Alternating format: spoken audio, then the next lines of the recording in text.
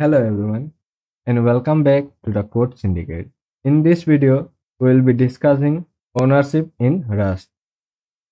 Whenever you declare a variable, it is saved in the memory. After you complete using this variable, it is needed to be deleted from the memory. If it is not deleted, our program will consume unnecessary RAM, which is not a good option. To tackle this issue, languages use mostly these two memory management systems. First one is some languages leaves this task to programmers. The programmers explicitly allocate and free memory in this system. Second one is some languages uses garbage collector. In this case, a background process runs throughout the program, and whenever it finds an unallocated memory no longer used, it deletes the allocated memory. Though both the memory management systems are good, but they have some disadvantages. The first system leaves programmer to deal with the memory management. This can lead to memory leak. We can't deny the fact that we humans are error prone. The second memory management system tackles this issue of the first system as there is no role of human error, but a background task like garbage collector consumes more resources, which in turn makes the program resource heavy and slow in speed. Rust is focused on safety and speed. So, both the memory management systems are not handy for Rust.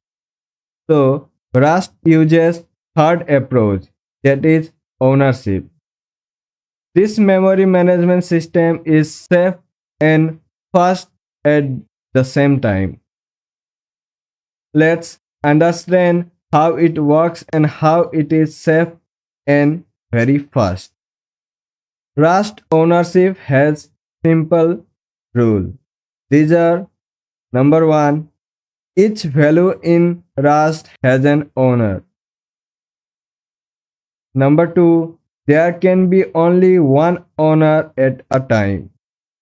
Number three, when the owner goes out of scope, the value will be deleted from the memory.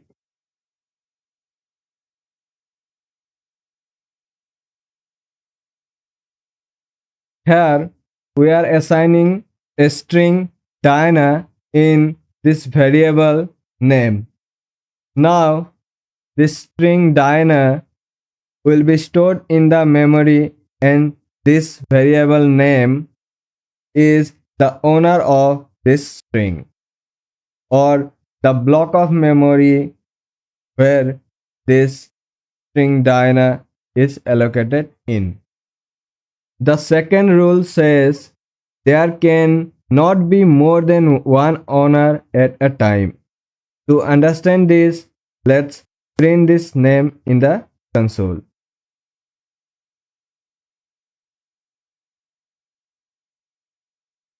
Let's run the code. Perfect. Diana is printed in the console.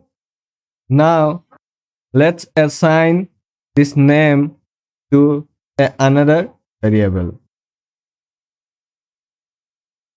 Let name2 equals name. Run this code. Not the output we expected. Value borrowed here after move.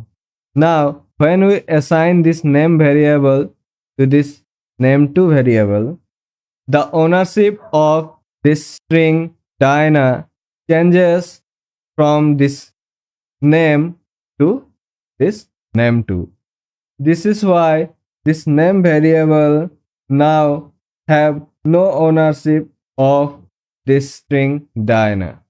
It is due to this second rule of the ownership that a value can have only one owner at a time.